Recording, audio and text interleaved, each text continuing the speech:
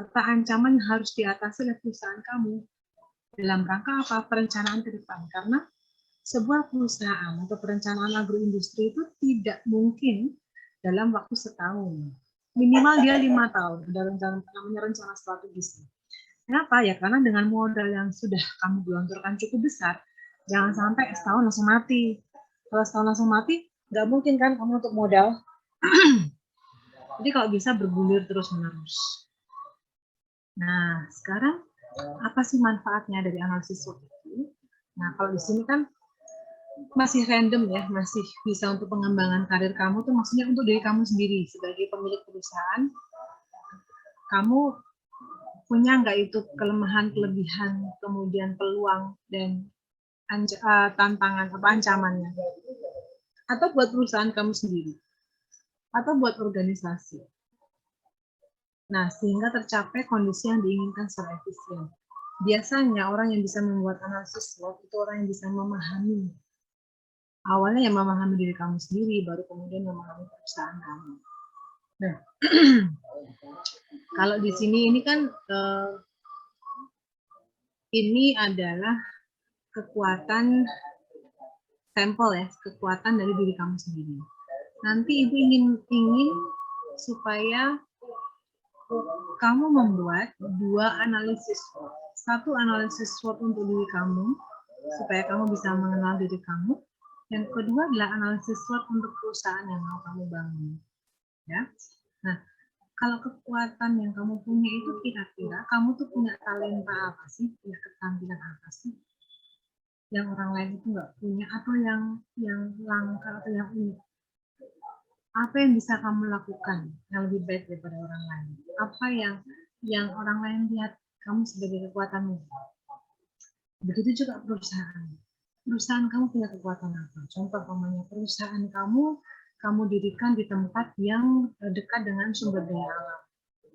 Soalnya kamu mau mendirikan perusahaan kopi, kamu dekat dengan petani kopi.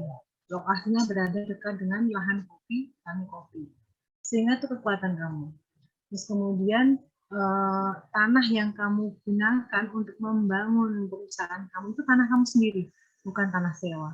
Itu sebuah kekuatan. Karena apa? Kalau itu adalah tanah kamu sendiri, kamu nggak perlu bayar uang sewa. Sehingga uang yang seharusnya untuk biaya uang sewa 1 tahun bisa kamu alihkan untuk ke promosi atau ke pemasaran atau membeli transportasi supaya bisa melancarkan proses pemasaran kamu. Seperti itu. Terus kelemahan di diri kamu. Kamu punya kelemahan apa yang harus kamu perbaiki? Yang harus kamu hindari? Yang cenderung orang lain melihat sebagai sesuatu yang tidak baik di diri kamu. Nah, itu kelemahan kamu. Itu nanti tolong membuat 2 SWOT itu ya. SWOT diri kamu sendiri dan SWOT institusi atau perusahaan yang mau kamu bangun. Kalau kelemahan perusahaan yang kamu bangun, contoh namanya kalian lemah di modal, kalian nggak punya modal. Kemudian kalian lemah di pemasaran, atau kalian lemah di konsumen karena kalian punya konsumen yang mengenal produk kalian. Jadi itulah kelemahan-kelemahan sebuah perusahaan seperti itu. Apa sih yang kira-kira menurut kamu perusahaan kamu itu belum punya atau belum mampu? Nah, itu kamu tulis sebagai kelemahan. Tulis sebanyak-banyaknya. Supaya kamu bisa memahami bahwa ada strategi yang bisa kamu susun supaya kekuatan itu bergandengan dengan peluang, atau kelemahan itu bisa juga bergandengan dengan kekuatan, atau kelemahan bisa juga bergandengan dengan peluang. Nah, strategi apa yang harus kamu pakai itu bisa kamu lakukan kalau kamu mengetahui atau melihat lebih dalam ke arah diri kamu. Baru akan ada strategi-strategi yang bisa kalian terapkan. Itu nanti ada teorinya ya. Oke, terus kalau opportunities itu peluang. Peluang itu maksudnya seperti ini. Kamu punya kekuatan pandai memasak, gitu ya. pandai memasak kopi, roasting kopi. Dan di luar sekarang ini ada banyak anak muda yang kalau ngobrol itu sukanya pergi ke kafe. Mereka suka kafe yang bernuansa desa, mereka suka kafe yang bernuansa etnik, mereka suka kafe yang bernuansa unik. Nah, peluang-peluang itu yang bisa kalian baca. Bagaimana kamu bisa membaca peluang? Ya sering-sering baca, sering-sering lihat internet, sering-sering bertanya untuk bisa melihat peluang. Karena kalau kamu cuma diem aja, kamu nggak membaca, kamu nggak mencoba mencari tahu apa peluang yang ada, maka kamu nggak akan bisa nulis peluangnya apa. Seperti itu. Kalau untuk diri kamu sendiri, peluangnya adalah dengan hobi kamu itu ternyata gayut dengan keinginan konsumen. Jadi kamu pinter ngerosting kopi atau kamu pinter bikin istilahnya kalau bikin benih itu pasti jadi 95% jadi karena tangannya green thumb. Green thumb itu tangan yang dingin, yang kalau nanam benih itu langsung jadi, yang kalau nanam tanaman itu mesti bagus hasilnya, subur, pasti dari batang aja dituncepin langsung jadi. Karena ada juga ibu pernah nuncepin batang mati. Jadi beda-beda orang, gitu ya. Terus kalau ancaman kalau dari diri kita sendiri itu kira-kira apa yang menghambat diri kita? Namanya contoh hambatannya adalah di waktu yang habis di perjalanan atau tempat yang tidak memadai atau gini ya, ada orang dengan hobi yang sama, tapi dia kursus. Gitu. Nah itu kan sebenarnya ancaman juga. Ancaman buat kamu yang sama sekali nggak kursus. Dia bisa jadi barista, atau dia bisa roasting kopi, atau dia bisa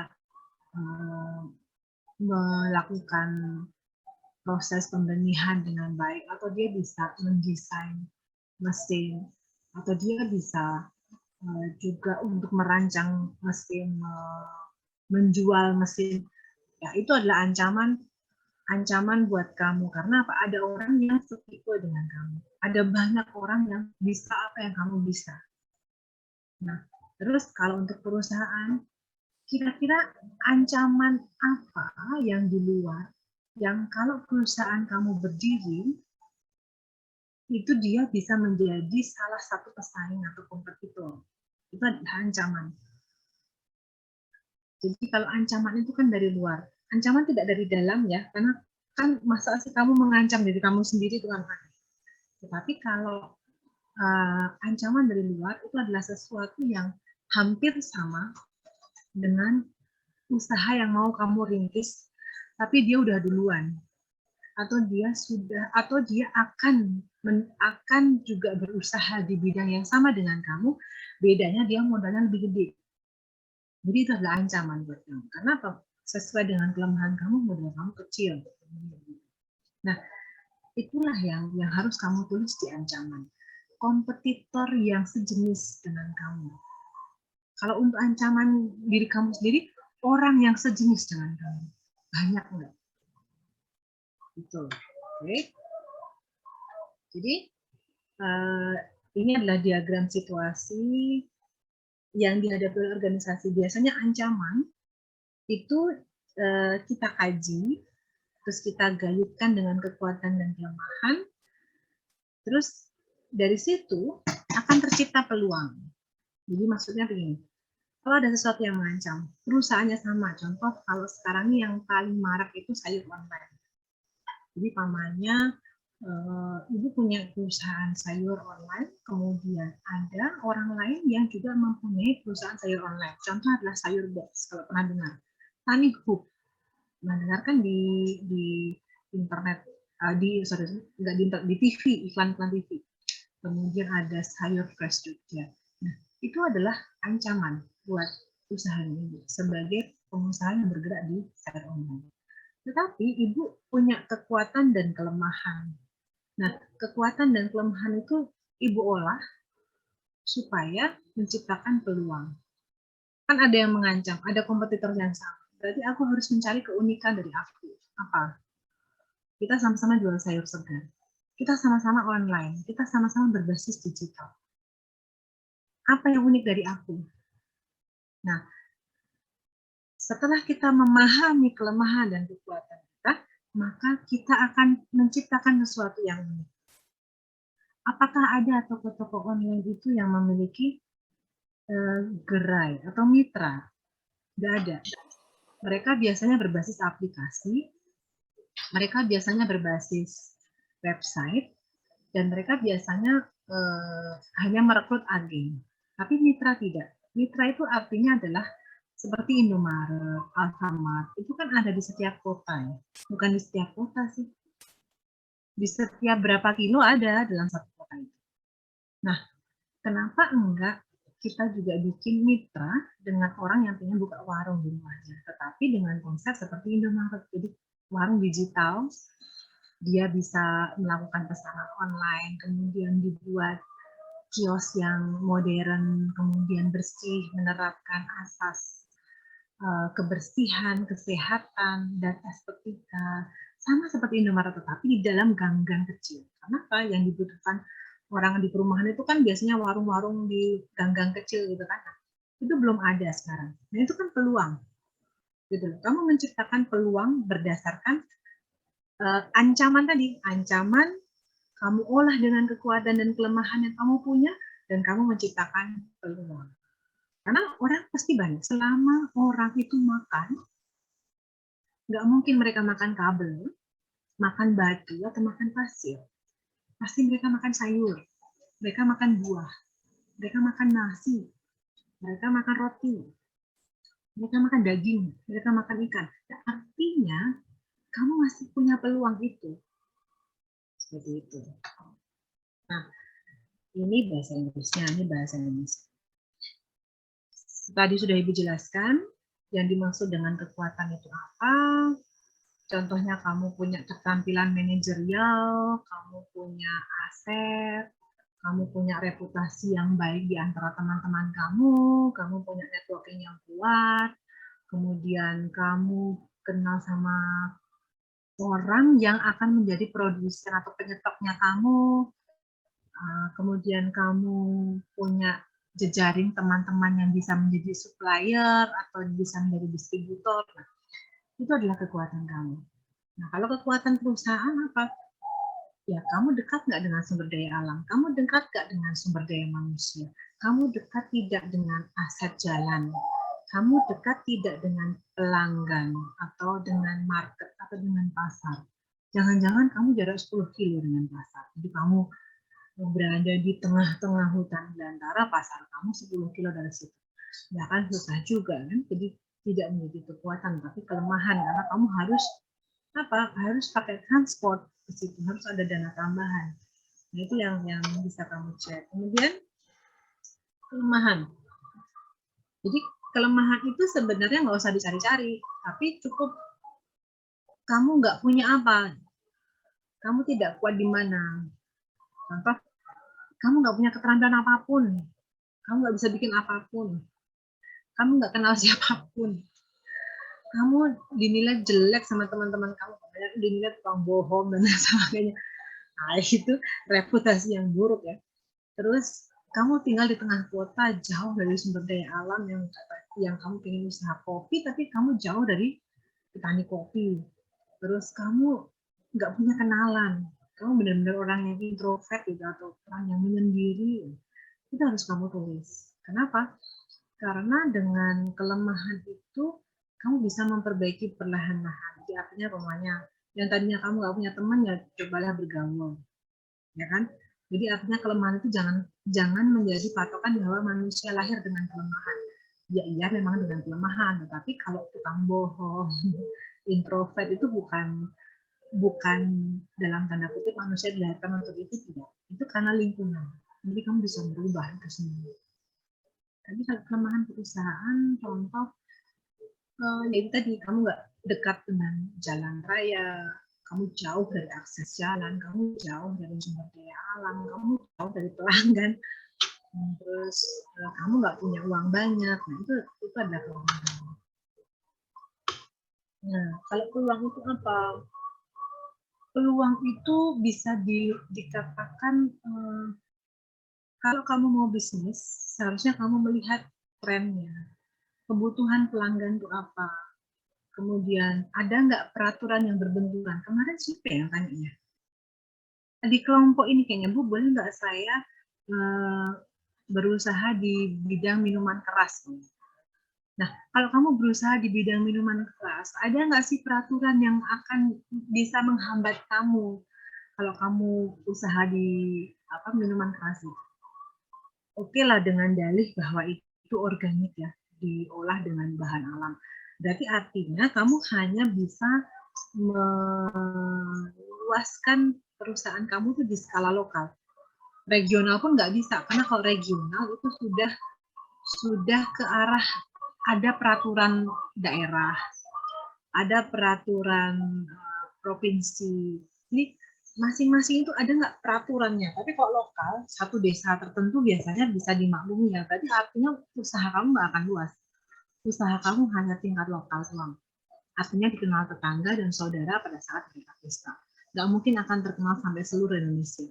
Karena kalau sampai bisa terkenal, berarti akan ada yang bisa menggoyangkan perusahaan kamu kalau seumpamanya ada peraturan itu. Peraturan untuk melarang orang-orang memproduksi minuman keras maupun mengkonsumsi. Jadi untuk peluang itu kamu harus lihat trennya sekarang apa, gaya hidupnya bagaimana, kebutuhan pelanggan itu apa yang masih kurang. Bisa tahu dari mana? Bisa nanya, itu tadi bisa buka website, bisa buka internet, bisa lihat di koran, bisa lihat di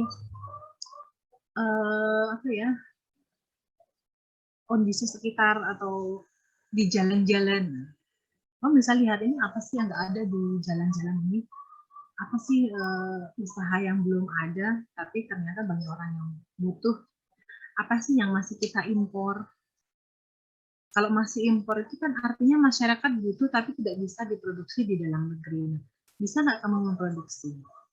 Jadi hal-hal seperti itu yang menggunakan peluang. Kemudian kalau trades itu ancaman itu seperti gini, kompetitor intinya. Kompetitornya ada nggak?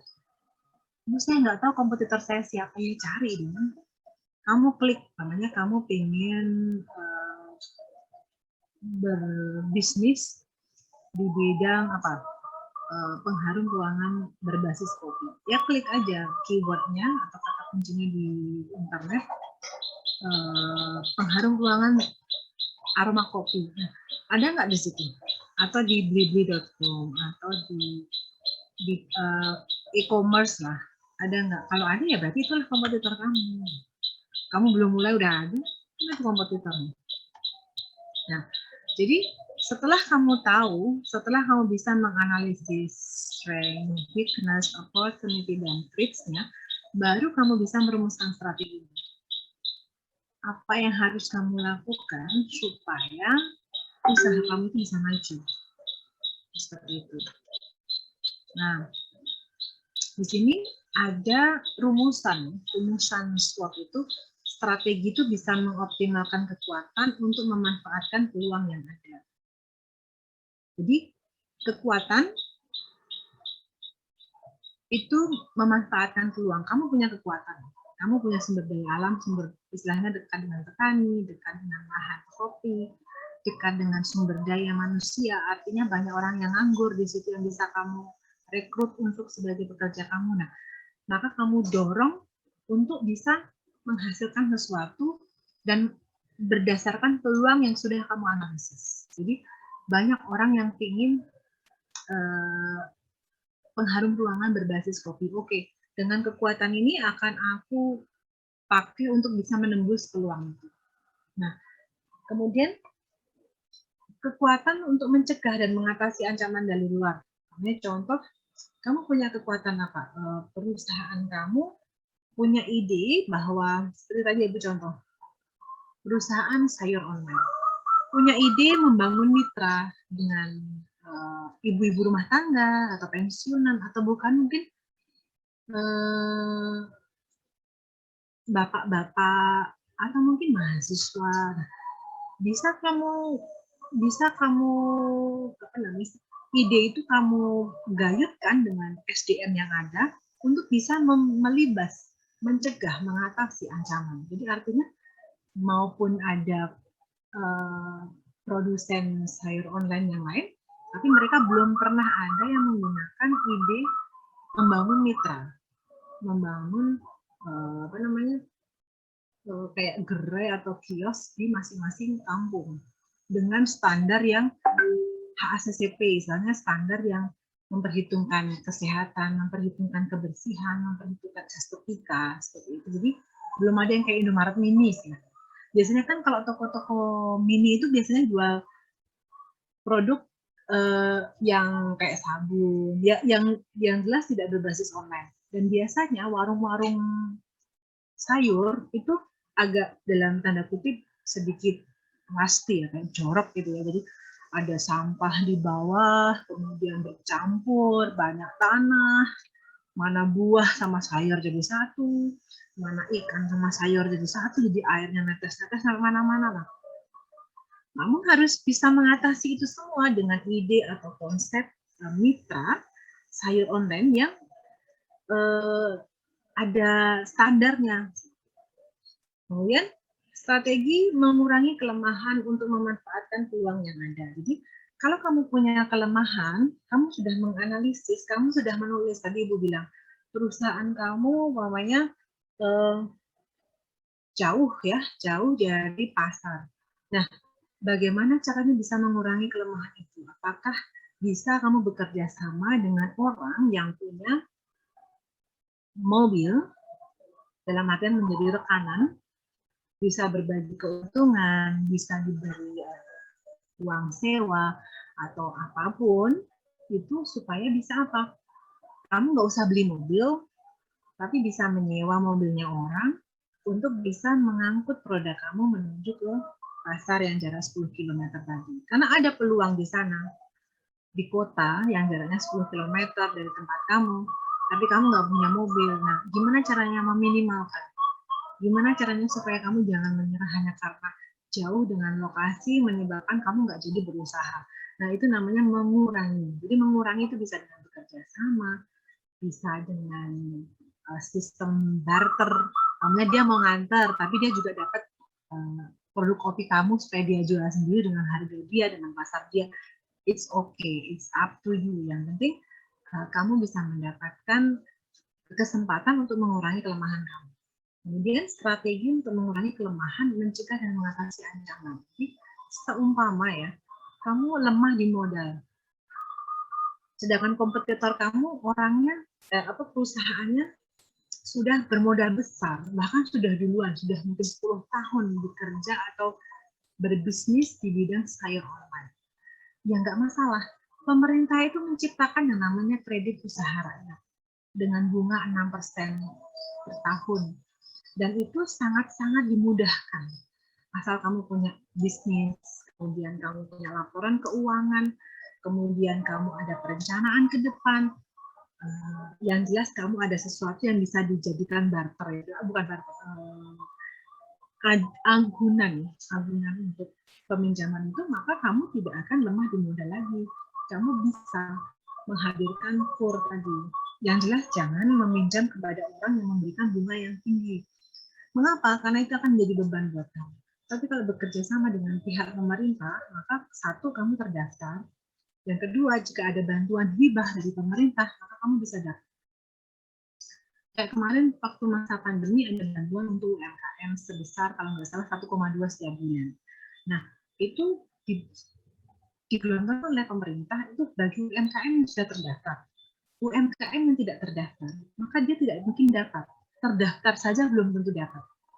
Karena kemungkinan dikatakan terdaftar tapi tidak aktif.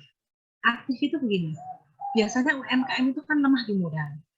Ya, UMKM lemah di modal. Nah, kalau kalian itu meminjam dengan sistem KUR, kredit usaha rakyat itu, maka kalian akan tertera di situ, oh ini benar-benar berusaha.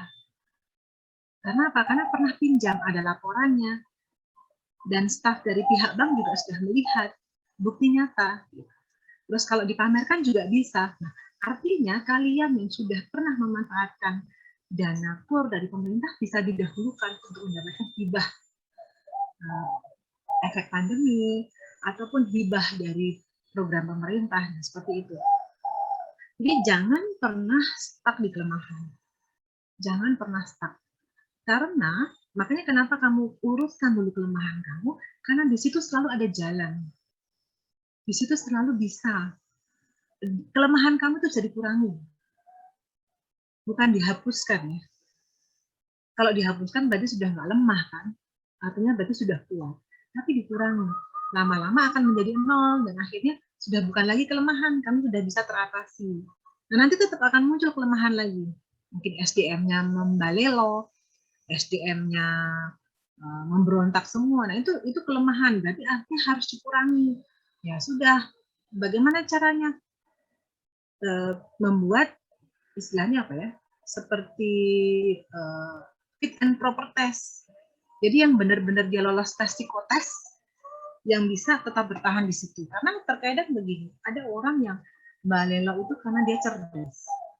Dia cerdas, dia tidak suka sistem usaha kamu. Dan dia ingin berusaha memperbaiki, tapi dia nggak bisa. Nah, ajaklah bicara orang-orang itu. Ajaklah bicara dari hati ke hati. Kamu pengennya gimana? Saya pengennya dapat gaji tinggi. Nah, kalau dapat gaji tinggi, berarti untung kita harus tinggi. Nah, supaya untung tinggi gimana? Bisa nggak kamu cari solusi biar untungnya tinggi sehingga semua gaji bisa naik? Nah, kalau dia nggak bisa ngasih solusi, cuma bisa ngasih masalah, berarti memang dia orang yang bermasalah. Delay.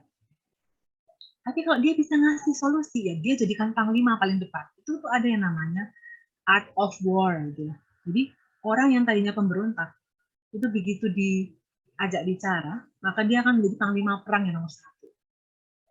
Dia yang akan membela kerajaan itu mati-matian. Karena apa? Dia merasa digunakan. Dia merasa dipakai. Dan kamu juga nggak perlu capek-capek kan? Ngurusin orang yang memberontak itu capeknya luar biasa. Tapi kalau bagaimana cara memanfaatkan atau memberdayakan kemampuan dia untuk tujuan ke depan sebuah perusahaan, itu yang number one. Jadi kamu bisa menghandle SDM. Jadi itu sudah bukan kelemahan lagi. Itu malah kekuatan, karena ada beberapa orang yang loyal.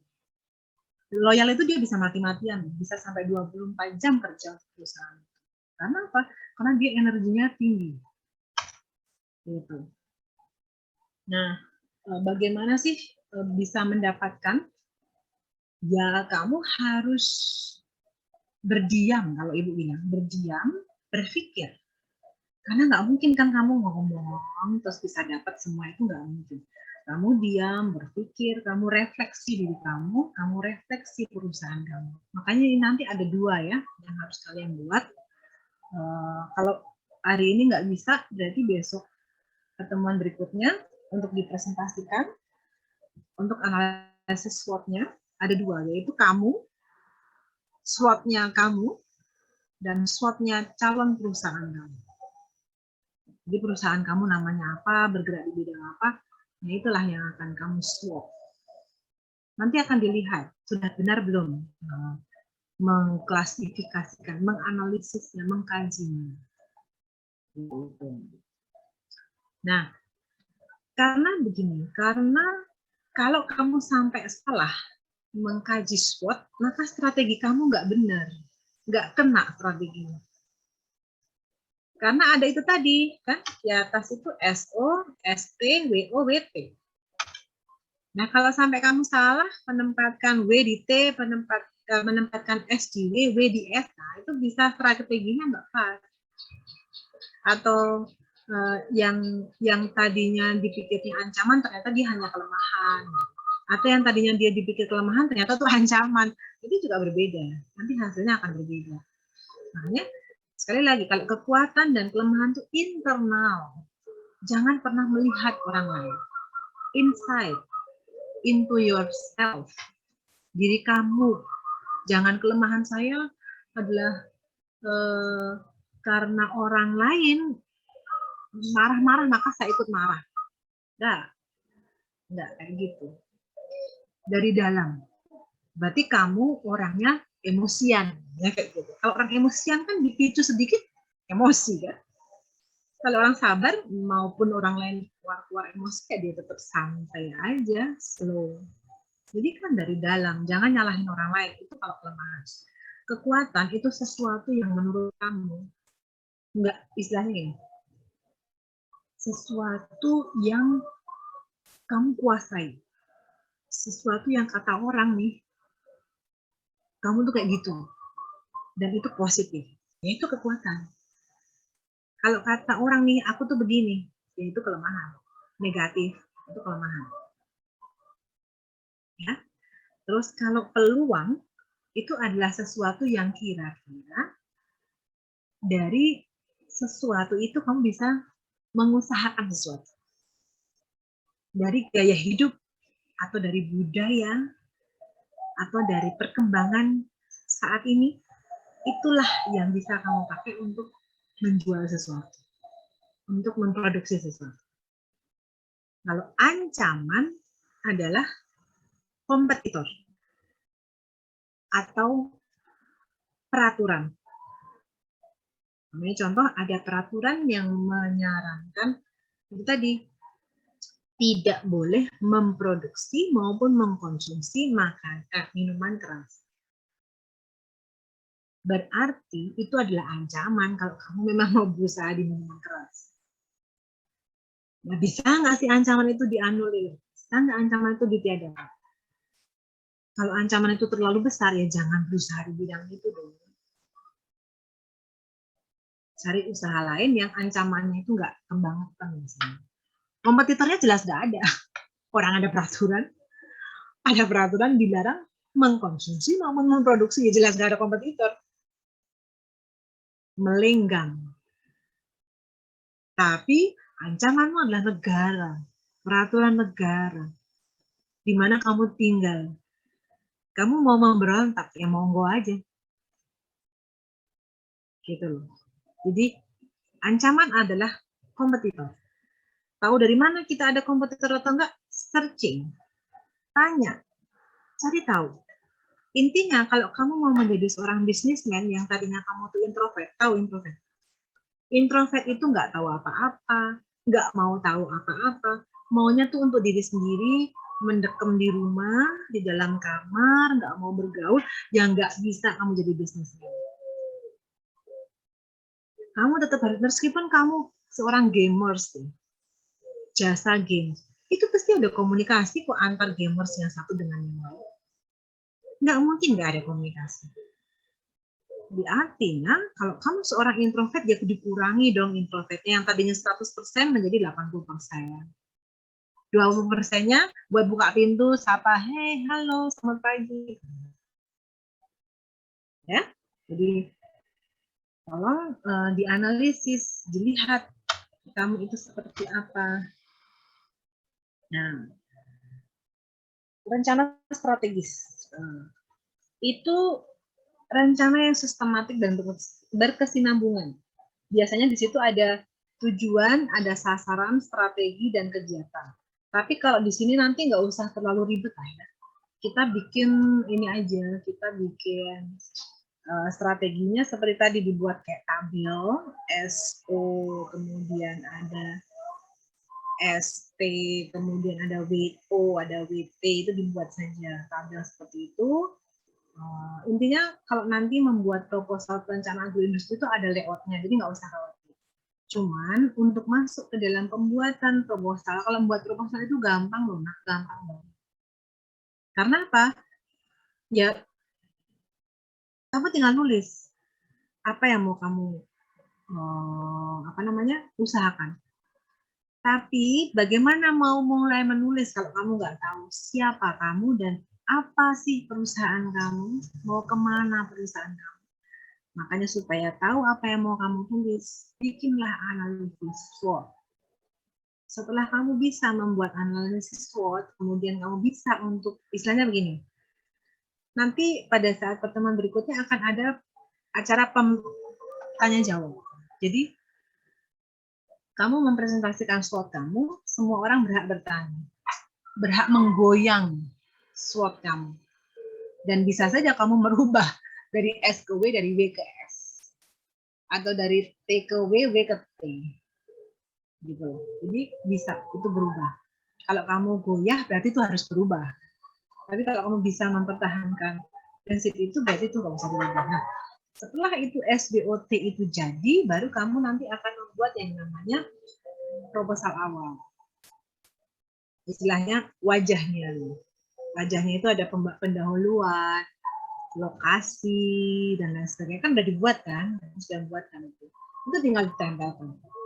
Nah, nanti baru badan. Badan itu adalah istilahnya kayak bagaimana dengan aspek teknisnya. Jadi bagaimana kamu mau memproduksi, bagaimana tata letaknya alat yang mau kamu pakai.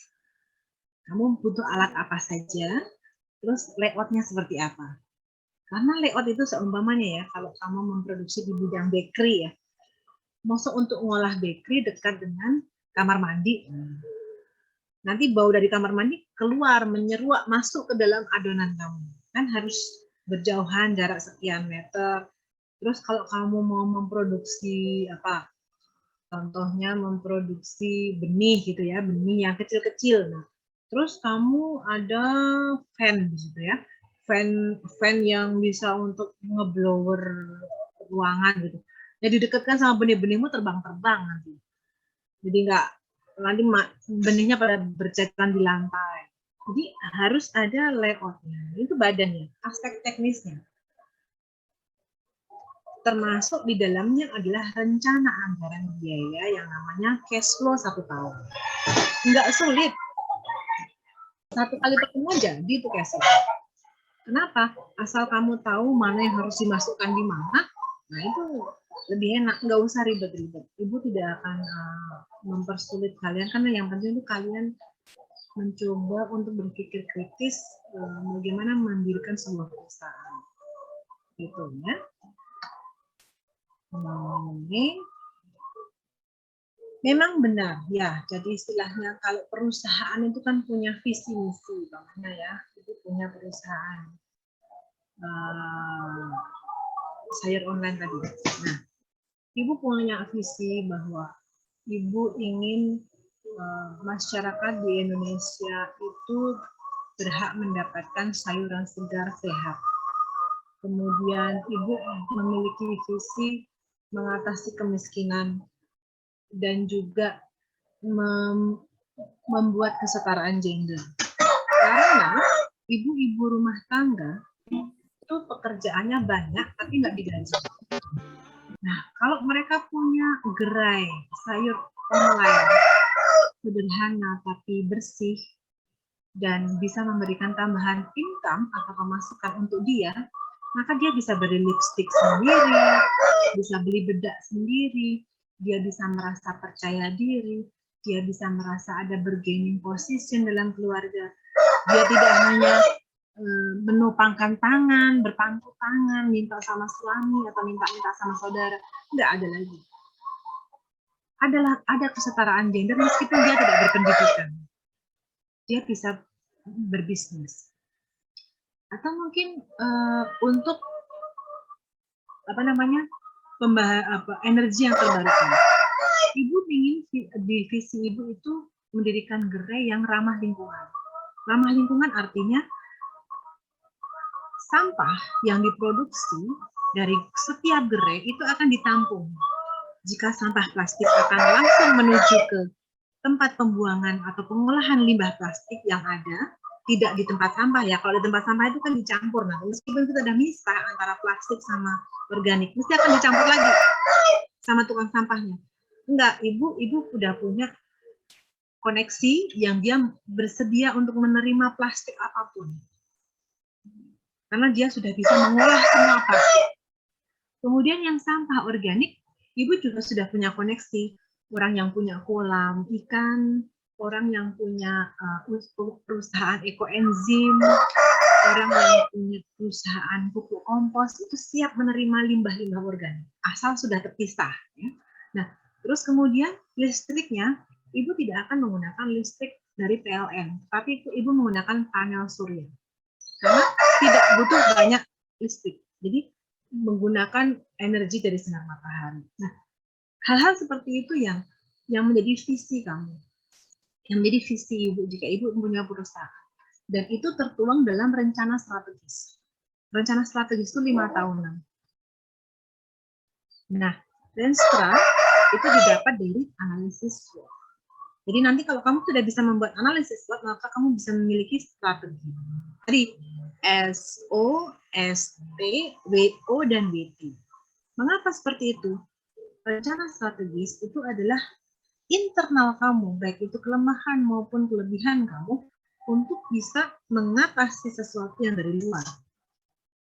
Baik itu peluang maupun ancaman. Jadi harus dari dalam keluar. Itu adalah rencana strategisnya. Jadi perlu analisis. Jadi ya, kalau enggak nanti serabutan benar. Nah, nanti akan ada SWOT matrix.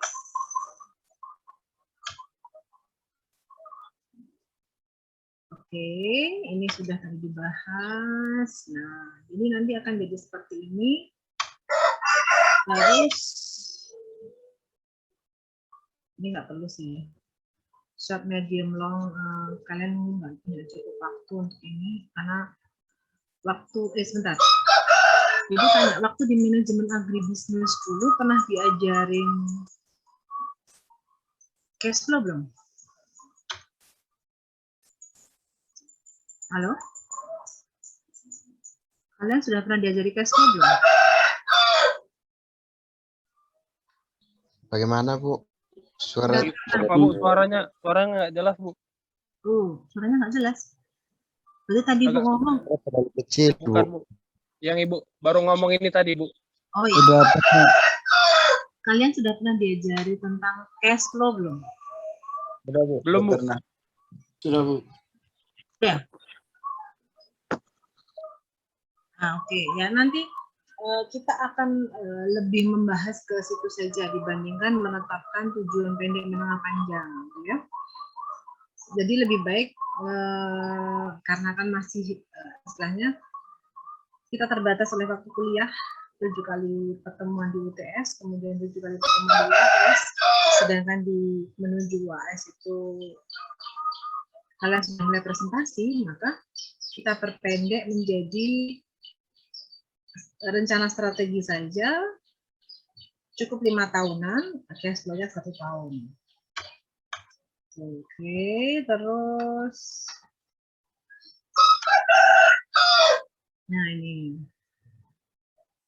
nanti akan membuat tabel seperti ini. Jadi ada kekuatan, kelemahan, kemudian peluang dan ancaman. Nah, dengan kekuatan kamu, maka strategi apa yang mau kamu raih untuk bisa menangkap peluang atau menghasilkan peluang. Dan apa dengan kekuatan kamu, strateginya untuk bisa mengatasi ancaman. Terus kalau weakness, apa kelemahan kamu yang bisa kamu kurangi supaya bisa menangkap peluang?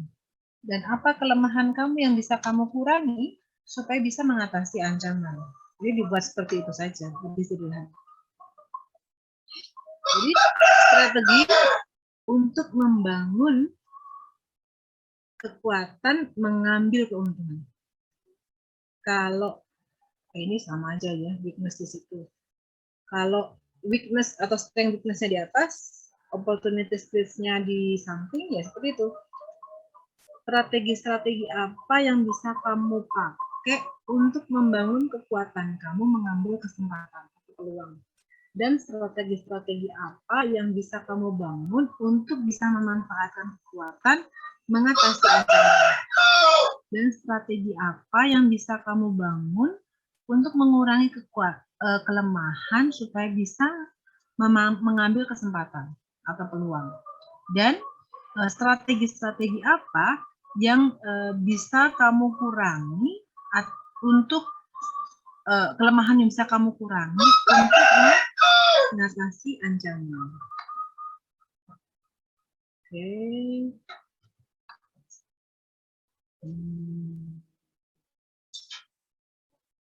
Ya, nanti ini ada action plan, ada waktu, ada deliverables, itu nanti Bu jelaskan setelahnya. Misalkan seperti itu, inilah Renstra itu seperti ini. Tahun pertama, kedua, ketiga, keempat, kelima. Nah, ini untuk sistem monitoring dan evaluasi itu per 6 bulan. Termasuk di dalamnya adalah finansial, kepuasan konsumen, operasi, bisnis internal, kepuasan staf karyawan, kepuasan stakeholder. Itu bisa dengan apa? Bisa dengan form. Nanti di situ kalian akan membuat form kepuasan konsumen. Nah, itu formnya seperti apa? Kepuasan staff, formnya seperti apa? Ya. Ini untuk monefnya. Oke, Bu Rasa sampai situ ada yang mau ditanyakan dari tugasnya? Minggu depan nanti nggak usah dikumpulin ya, langsung saja dipresentasikan karena nilainya ada di nilai presentasi. Membuat SWOT diri sendiri dan SWOT perusahaan kamu. Oke? Ada yang mau ditanyakan dari sini sebelum Ibu akhiri? 5 menit lagi.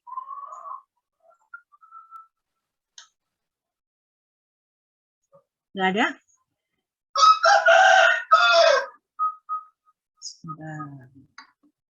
Ibu tugasnya, Bu.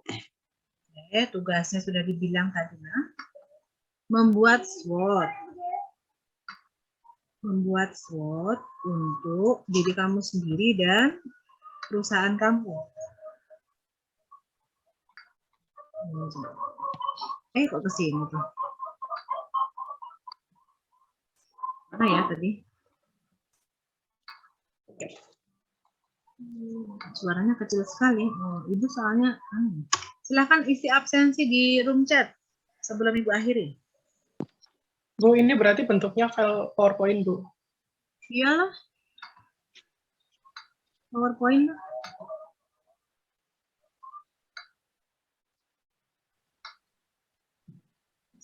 Halo? Gimana, Bu? Iya, PowerPoint. Oke, Bu, siap, Bu.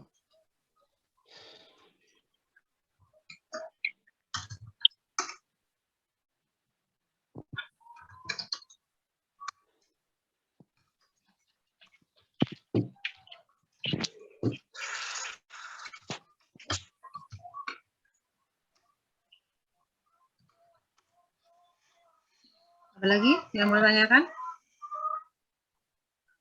Ini diisi, jangan diisi namamu, isi form lo, ada form lo, halo.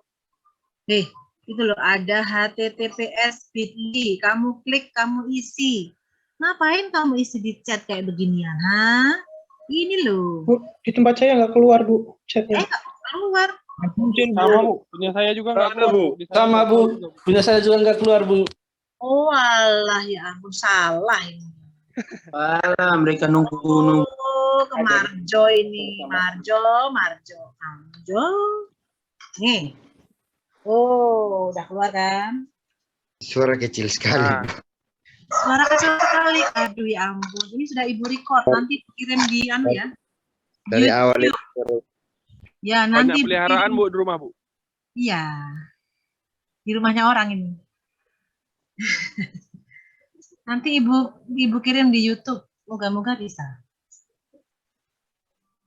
Yang kedengaran suara ayamnya ya? Iya, Bu. Suara ayam sama burung, Bu. Berarti Ibu nggak dengar sama sekali suaranya? Kedengeran, Bu. Dengar, Bu. Dengar. Ya inilah namanya perencanaan agroindustri itu harus di alam ya. Jadi kita tuh harus berbaur dengan alam, bukannya di mall. Ya, Ibu. kan? Ya halo. Punyaku formnya, Bu. Form untuk daftarannya nggak ada ya? From apa, Cok? Sebelah kanan coba ya. Kamu ini gimana sih, Mas? Ini loh di kolom chat ini loh, sopo itu sentekon. Ada, Bu. Nah, ada. Berarti laptop kamu laptop zaman kapan itu? Saya udah isi dong. Oke, ya, tolong diisi semua. Ya. Ini ada yang nggak hadir ya ini ya? Ayamnya jual nggak? Kalau mau jual saya beli ayam. Ayam. Ayam, sorry. Ya, oke. Sudah? Sudah ya? Nanti Ibu save di YouTube, Bu. silakan dibuka. Kalau seumpamanya lebih terdengar suara ayamnya ya diulang-ulang ya. Ini namanya Ya, Bu. benar-benar kalian cuma dengar suaranya, saya sampai baunya. Saya chat dari awal Bu di itu tapi kolom chat tapi. Ya. Ya gimana? Ibu tidak bisa mengecilkan suara ayam.